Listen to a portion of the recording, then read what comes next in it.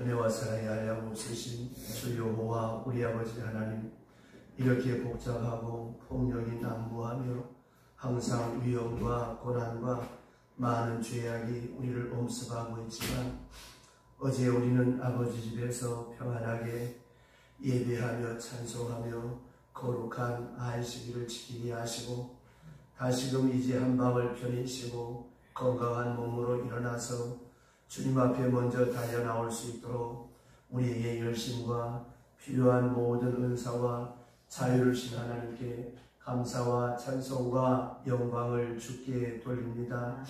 자비하신 주여, 우리의 날이 얼마인지 알 수 없습니다마는 남은 시간 동안 계속해서 하나님 앞에 예배하며 찬송하며 경배하며 주님만을 기쁘시게 하며 첫 시간을 하나님께 먼저 드리는 아름답고 복된 생으로 끝까지 지켜질 수 있도록 인도하여 주시옵소서.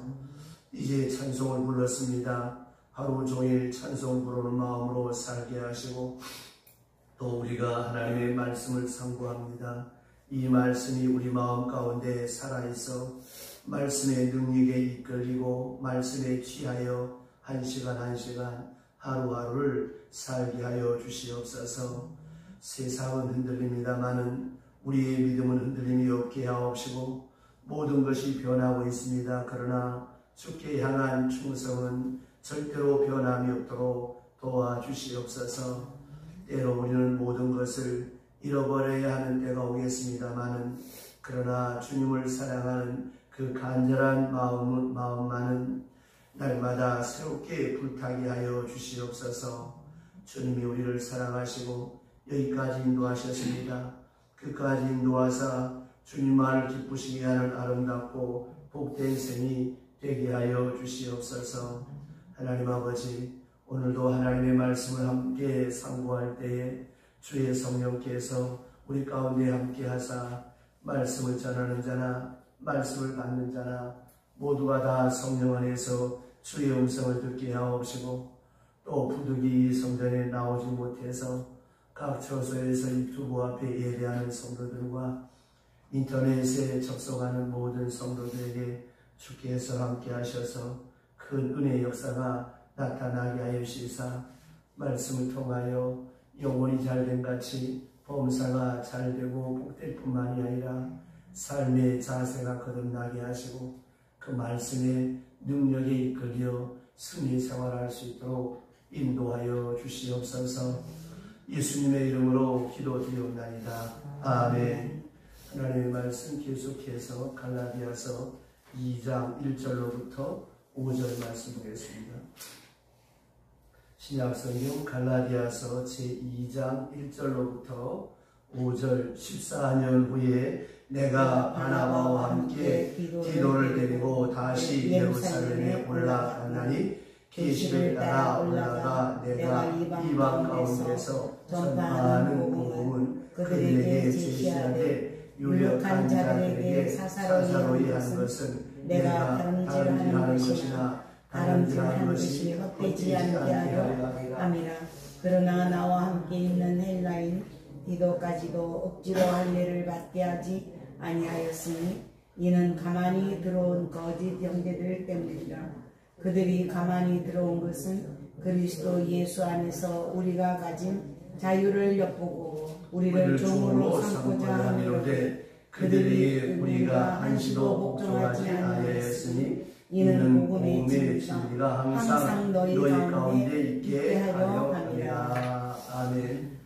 이제 오늘 본문부터 시작해서 이 사도 바울은 친히 갈라디아서의 주제가 되는 그 율법주의에 대한 설명과 함께 자유에 대한 말씀을 하게 됩니다.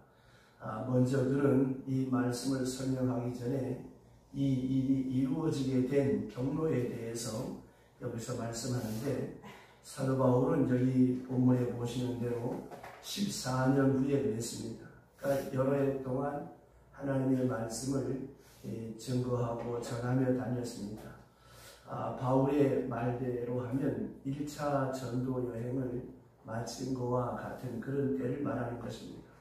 그러니까 소아시아 지방에서 여러 마을, 여러 도시를 다니면서 힘써 복음을 전했습니다. 그런데 이제 이 복음을 전하는데 큰 문제가 무엇인가 하면 그것은 이방인들이 이제 예수를 믿게 되었기 때문입니다. 이 이방인들이 예수를 믿게 될 때 이제 이 이방인은 이방인대로 자기 라이프 스타일이 있고 또 자기 문화가 있습니다. 그러므로 그 문화 속에서 예수를 믿게 되었다고 하는 것이죠. 이제 이 복음은 맨 처음 예루살렘에서 시작이 됐습니다. 그러니까 유대 사람들의 세계 혹은 유대 문화에서 시작이 되어졌죠. 그리고 이 기독교를 맨 처음 시작할 때 유대 사람들의 일반적인 문화 혹은 이 종교 문화 이런 것을 배경으로 해서 이 복음이 시작이 되고 또 교회가 설립됩니다. 그러니까 이 사람들은 예수를 믿어도 이 유대 문화에서 예수를 믿게 됩니다. 근데 이방 사람들이 예수를 믿게 되니까 어떻게 되겠습니까? 저들은 이방 문화 속에서 예수를 믿게 됩니다. 자, 여기에서 갈등과 차이가 생기는데, 자, 복음은 하나지만 복음에 대한 이해와 형식은 다르기 때문에 거기서 문제가 되는 것입니다. 좀 더 쉽게 말씀드리면 우리나라가 옛날에 예수를 처음 믿을 때 어땠습니까? 제가 경남 고성의 전도사로 28살 때 처음 단독 목회하러 왔을 때 그 시골 교회는 그 의자가 없었어요. 바닥에서 방석 깔고 무릎 꿇고 이렇게 예배를 드렸는데, 자, 이것 때문에 이제 문제가 생기는 거예요. 한쪽에서는 의자를 놓으시다. 한쪽에서는 무슨 경건치 못하게 무슨 의자냐. 하나님 앞에 경건하게 무릎 꿇고 기도해야지. 이래가지고 이제 갈등이 생긴 거예요. 그래서 제가 그러면 반만 봅시다. 그래서 이제 반을 놨어요. 조금 있으니까 이제 바닥에 있던 사람이 하나, 둘, 다 올라앉다. 나머지 또 반을 놓읍시다. 그런 기억이 있는데, 그와 같이, 자, 바닥에 앉았다고 더 경건한 것도 아니고, 무릎을 꿇어서 기도했다고 더 경건한 것도 아니고, 의자에 앉았다고 해서 불경건한 것도 아니고, 문제는 예배자의 자세가 중요한 것이죠. 하나님 앞에 예배할 때 하나님은 여인심이 예배하는 자가 영과 진리로 예배할지니라. 이 자세가 필요한 거예요. 내가 오늘 교회 갈 때 어떤 옷을 입고 갈까?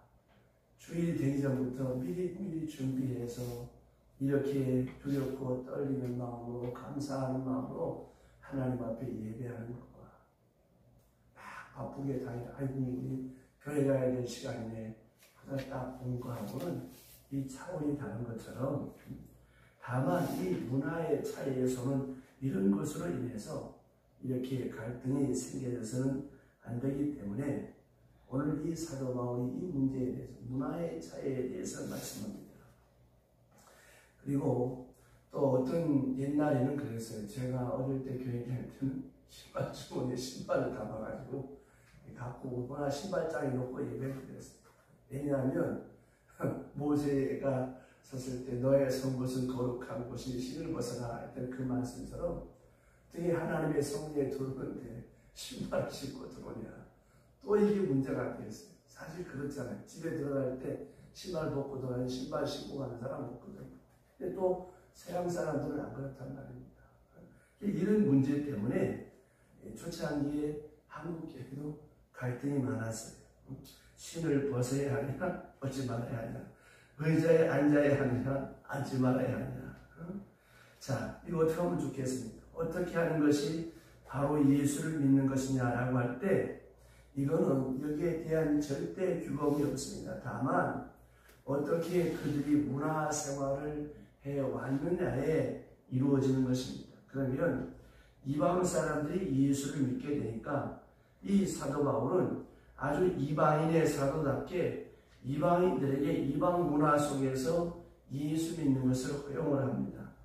그 중에 제일 중요한 것이 무엇인가 하면 할례 문제입니다. 이스라엘 사람들은 할례를 받고 있습니다. 이 할례는 선민의 특권 의식이요 또 이스라엘 문화의 중심입니다. 할례를 받아서 비로소 유대 사람인데 유대 사람을 구분할 때 딱 두 가지로 구분을 합니다. 가장 중요한 것이 안식일을 지키는 것이고 또 하나가 할례입니다. 많은 것이 있겠습니다만은 그 중에 가장 중요하게 두드러지게 나타난 두 가지가 할례와 안식일입니다. 오늘 우리로 말하면 우리가 교회에 다니는 사람을 구별할 때 첫째 이 주일을 지키는 것, 주일의 안식과 이게 예수 믿는 사람의 기본이죠. 또 하나가 무엇입니까? 세례죠.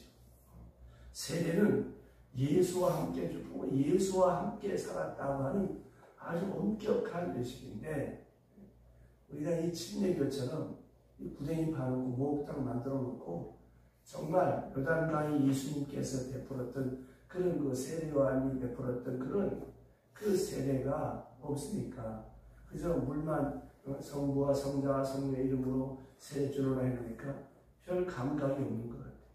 그래서 세례 받고도 엉망이 때가 많은데 침례교는 지금도 이 앞에다가 목욕탕 같은 걸 만들어 놓고 물속에 푹 집어넣는. 그래서 나는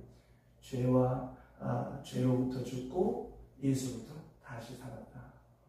그런 것은 몸에 와닿는 그런 체험을 해야 이게 바람직한 거다.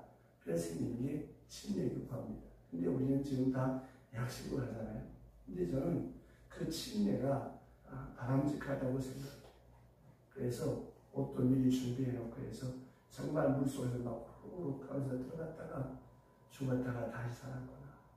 예수와 죽고 예수와 더불어 살았구나. 이게 몸에 확증이 되어지는 좋은 예식이라고 저는 믿습니다. 물론 약식으로 성부와 성자와 성령의 이름으로 세례를 베푸노라 해도 그 세례 받을 때 그렇게 많이 울고 감격하는 분도 있습니다. 근데 반대로 세례 받고도 뭐 달라진 게 없는 사람도 있습니다. 이런 이제 아이러니컬한 문제가 있는데 자 유대 사람의 특징 할례와 안식.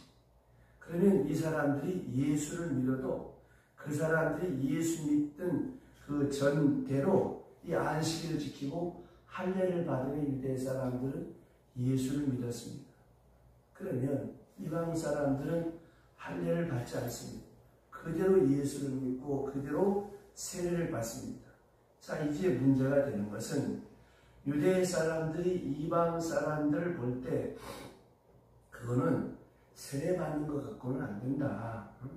아니 할례를 받고 세례를 받아야지 무슨 소리냐. 다시 말하면 유대 사람으로 일단 개종을 하고 유대 사람이 된 다음에 다시 예수를 믿어야 그게 진짜 예수 믿는 것이지. 이렇게 할례 없이 혹 안식이 없는 예수 믿는 것은 바로 된 것이 아니다. 이런 논쟁이 초대교회에 생기게 되었다고 하는 것입니다. 이런 복잡한 갈등이 생겼습니다. 이런 문제로 인해서 교회가 시끄러워졌어요. 그래서 사도 바울이 지금 이 14년 후에 예루살렘에 올라가서 내가 바나바와 함께 디도를 데리고 예루살렘에 올라갔더니 자 14년 후에 예루살렘으로 올라갔습니다. 올라가서 그는 이 이방 땅에서 되어진 이런 것들을 설명할 뿐만이 아니라 저쪽에서 어떤 것을 이렇게 문제 삼는 것에 대해서 이 할례와 이 세례에 대한 문제에 대해서 그는 다시 자세하게 설명을 하고 자기가 계시받은 것은 위로부터 받은 계시, 확실한 복음이기 때문에 이거를 놓고 왈가불가하는 것이 아니라 이방 문화에 대한 이방 사람들이 예수를 믿음으로써 기존의 유대인들과의 관계에서 이 갈등의 문제를 어떻게 풀어갈 것인가를 의논했습니다. 그래서 여기 보시면 계시를 따라 그랬습니다. 내가 계시 받아가지고 이 계시 문제를 가지고 올라가서 얘기한 것이고 이것은 양보할 문제가 아니고 이거는 설명할 수 있는 문제가 되지만 이거는 의논할 문제가 아니다. 그래서 바울은 지금 이방 땅에서 복음 전하면서 되어졌던 이런 문화적 충돌에 대해서 바울은 지금 설명하고 있는 것입니다. 자, 여기서 우리가 하나 생각해야 될 것은 복음 진리에 대해서 우리의 신앙에 대해서는 누구에게 의논할 것이 못 되는 것이고, 내가 믿는 하나님에 대한 그 믿음과 신앙은 절대로 누구에게 양보해서는 될 일이 아니지만, 다만 중요한 것은 그 형식에 있어서 어떤 문화적인 차이에서 이제 오는 그런 문제에 대해서는 우리가 이해하고 넘어가야 된다라고 하는 것입니다. 그래서 옛날에 종로판에 이 갓바치들이 천민들이 예수를 많이 믿었어요. 그런데 이 천민들이 사대부가 다니는 그 교회 나원에서부터 갈등이 생기는데 갓바치나 백정들이 장로가 됐어요. 사대부들이 보니까 이게 기도 안 차는 거야. 속된 말로 이 쌍꺼들이 장로가 되고 자기들은 집사인데 장로님 장로해야 하기 싫으니까 이 사람들이 이제 교회가 갈라져 갖고 세운 것이 지금의 묘동교회입니다. 그러니까 이런 신분의 차이, 문화의 차이를 이 유대 사람과 이방 사람들에게만 갈등이 있었던 것이 아니라 우리나라에도 있었다라고 하는 것입니다. 그러니까 보세요. 예수 믿는 그 진리에 대한 것은 하나지만 그 형식과 방법에 있어서는 그 복음은 확실하지만 그 형식과 방법은 다를 수가 있다라고 하는 것이죠. 그래서 사도 바울은 오늘 여기서 이렇게 이 문화적인 면과 교리적인 면에 대해서 확실하게 설명하려고 하는 것인데, 특별히 교리적인 문제에 대해서는 절대로 변할 수 없는 것이고, 그러나 문화적인 면에 대해서는 얼마든지, 다시 말하면 의자에 앉아서 예배를 드리든지 땅바닥에 앉아서 예배를 드리든지 그거는 상관이 없다. 이런 옷을 입든지 저런 옷을 입느냐, 어떤 언어로 어떤 말로 설교하느냐, 그런 것이 중요한 것이 아니고 자기 말로 하면 되는 것이고 꼭 히브리 말로 해야 되고 헬라 말로 해야 되는 것은 아니다. 이런 문화적인 요소, 이런 것들을 잘 구별할 수 있어야 된다는 것입니다. 때로 보면 이런 문화적인 요소가 너무 중요하게 취급되어 가지고 마침내 그 중요한 이 교리 문제를 오히려 등한히 하는 그런 경우가 많습니다. 그렇기 때문에 오늘 이 성경 말씀에 암시되고 있는 대단히 중요한 문화와 이 교리 문제, 신앙과 우리 생활 규범에 대한 이런 것들을 우리가 잘 이해하고 구별을 해야 되는데, 여기 말씀에 보시면 바울은 이렇게 말합니다. 이렇게 한 이유가 내가 전파한 것이 헛되지 않게 하려 함이라. 다름질한 것이 헛되지 않게 하려 함이라. 지금까지 내가 이렇게 복음을 전했는데 이방인에게 복음을 전하고 있었는데 이것이 어떤 사람의 잘못된 설명으로 인하여서 이런 오해가 되었다든지 무엇인가 잘못되었다면 절대로 있을 수 없는 일이다. 또 그런 일이 없도록 하기 위해서 내가 이렇게 설명한다. 사실 바울로서는 이렇게 설명할 필요가 없지만, 그러나 이 몰라서 그리고 또 오해가 생기기 때문에 저들에게 그 오해된 부분을 설득하기 위해서 이제 예루살렘 길에 올라가서 이 바울이 이것을 설명하고 있습니다. 그 다음에 여기 보시면 디도까지도 억지로 할례를 받게 하지 아니하였으니 그랬습니다. 이 디도를 놓고 지금 말을 하는데, 디도 사건이 아주 중요한 것은 무엇인가 하면 이 디모데와 디도 둘을 놓고 보게 되는데, 이 사도 바울에게 있어서 가장 수지자격인 사람들이 바로 디모데하고 디도라는 두 사람입니다. 다 하나로 말하면 정말 바울에게 소중한 사람이고 바울의 사역을 다니면서 돕는 그런 좋은 협력자요, 또 좋은 제자요, 또 사도 바울의 사역에 있어서 참 오른팔 왼팔 같은 그런 신뢰하는 사람입니다. 자, 여기서 얼마 동안 교회를 좀 돌보고 머물러서 몇 년 동안 있다가 교회가 이렇게 좀 성장하면 이제 그런 다른 데 가면서 이 두 사람을 그 교회에 파송하고 있습니다. 그런데 이 두 사람 다 묘한 성격의 사람인데 그것이 무엇인가 하면 이 디모데는 어머니가 유대 사람이고 아버지는 헬라 사람입니다. 이런 사람이 예수를 믿게 됐으니까 이제 반반이죠. 자, 이제 어떻게 하면 좋을까 생각하다가 유대 사람들이 하도 이 할례 문제 때문에 핍박을 받고 문제가 생기고 하니까 사도 바울이 디모데에게는 할례를 받게 합니다. 그래서 반반이니까 그럴 때 유대 사람으로 만들어서 다시 예수를 믿게 이렇게 유대인으로서 예수 믿는 길을 택하게 했고 디도는 아버지와 어머니가 다 헬라 사람입니다. 그러므로 이 사도 바울을 돕고 협력하며 수고하는 부목사 같은 그런 분이지만 할례를 받지 않게 했어요. 받지 말라고 했습니다.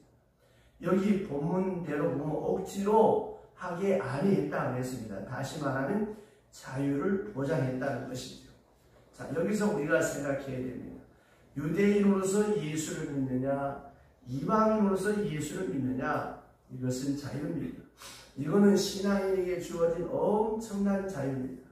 내가 예수를 믿는 이 구원의 도리를 찾아나감에 있어서 어떤 형식으로 어떤 문화적 구조를 따라서 내가 이 신앙생활을 하느냐 이거는 자유란 말입니다. 이 점이 아주 중요합니다. 억지로 할 문제가 아닙니다. 예를 들면 좀 다른 얘기겠습니다만 여러분들이 새벽 기도에 나옵니다. 또 예수 믿는 사람들도 여러 가지 이 새벽 기도까지 나오는 사람도 있고 또 저녁 예배에 나오는 사람도 있고 주일에 한 번 나오는 사람도 있습니다. 자, 이 문제에 대해서 여러분 어떻게 생각합니까? 어떤 분들은 새벽 기도까지 나와야 잘 믿는 거다 생각하는 사람이 있고 어떤 사람은 그 새벽 기도까지 안 나가도 되는 거 아닌가 그렇게 생각하는 사람도 있고 자, 어떤 사람은 주일날 한 번만 나가면 되지 않느냐 이렇게 생각하는 사람도 있습니다. 자, 누가 잘 믿는지는 하나님만이 아시겠죠. 그러나 중요한 것은 내가 새벽 기도한다고 해서 새벽 기도 안 하는 사람 정지할 필요 없고 내가 저녁 예배 나온다고 해서 저녁 예배 안 나오는 사람 심판할 필요 없습니다.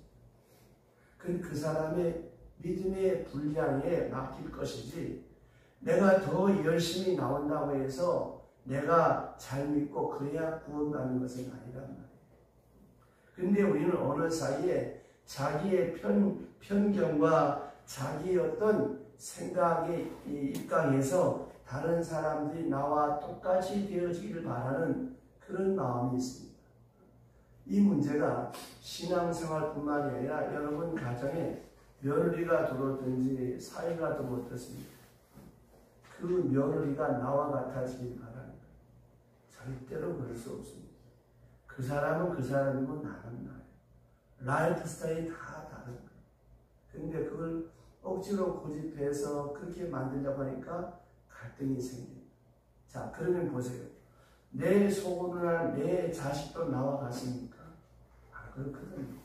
서로 다름을 인정해야 되는데 오늘 이 갈라디아 교회 안의 문제가 이 이방 사람과 유대 사람의 이 할례 문제를 놓고 이렇게 갈등에 갈등을 더하게 됐다는 것입니다.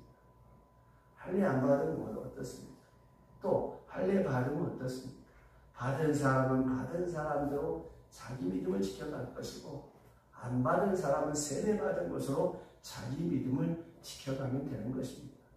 어느 것이 합당하냐 어느 것이 옳으냐 그렇게 예스냐 노냐 이분법으로 이것을 판단할 필요가 없다라고 하는 거예요. 또 하나 저희 교회는 뭐 그렇지 않습니다만은 어느 교회 가면 또 화면을 너무 지나치게 해요. 그래서 가끔 설교하다가 헷갈릴 때가 있어요. 또 막 박수 치면서 예배 드리는 교회가 있어요. 근데 우리는 또 그렇게 안 하거든요. 그러면 박수 치는 게 맞습니까? 안 치는 게 맞습니까? 물론 아멘도 소리 없이 마음속으로 정말 아멘 하면 참 좋은데 이게 너무 지나치니까 이게 참 문제가 돼요. 그런 분이 있어요. 아멘 하면 박수 치면서 이러니까 이게 참 신경이 많이 쓰이는 거예요. 그러니까 보세요. 내가 믿는 그 믿음에 대한 바른 그 신앙적 교리만 문제가 없으면 됩니다. 그런데 자꾸만 우리 형식에 치우쳐서 상대방을 정죄하고 비난할 때가 많습니다. 본질이 무엇인가? 우리의 본질은 영과 진리로 예배하는 것이지 그 형식에 있어 빨간 옷을 입고 예배할 수도 있고 정장을 입고 예배할 수도 있습니다. 그 중심이 중요한 것입니다. 기도합시다. 하나님 아버지, 이 갈라디아 교회가 이 할례 문제와 비할례 문제로 유대 사람과 이방 사람의 갈등의 문제로 인하여 이렇게 시끄러워질 때 사도 바울은 오늘 우리 주신 소중한 자유와 형식과 문화의 차원을 뛰어넘어서 하나님 앞에 영과 진리로 예배하며 하나님 앞에 바른 자세로 쓰는 것이 중요한 것이지 할례가 문제될 것도 아니고 할례 받았다고 문제되는 것도 아니라고 내가 받은 복음의 진리는 하나님께로부터 직접 받은 계시라고 자기의 신앙적 체험을 통해서 문화적 갈등을 해결해 나가는 귀한 말씀을 함께 나누었습니다.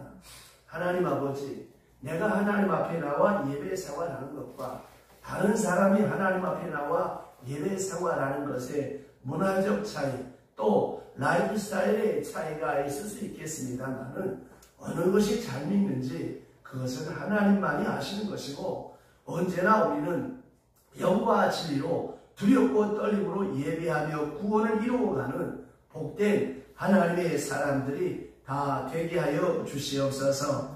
이 아침에도 하나님 마음을 담고 정성을 담고 소원을 담아 무명으로 감사, 무명으로 감사, 무명으로 감사함을 봉헌합니다. 귀한 예물의 길로 채워주시사 하나님 아버지 일평생 그 손에 물질이 마르지 않도록 다함이 없는 복을 주시옵소서. 이 한 주간도 말씀과 함께 시작합니다. 성부, 성자, 성령 하나님 함께 하셔서 이 한 주간이 복되게 하옵소서. 예수님의 이름으로 축복하며 기도드리옵나이다. 아멘.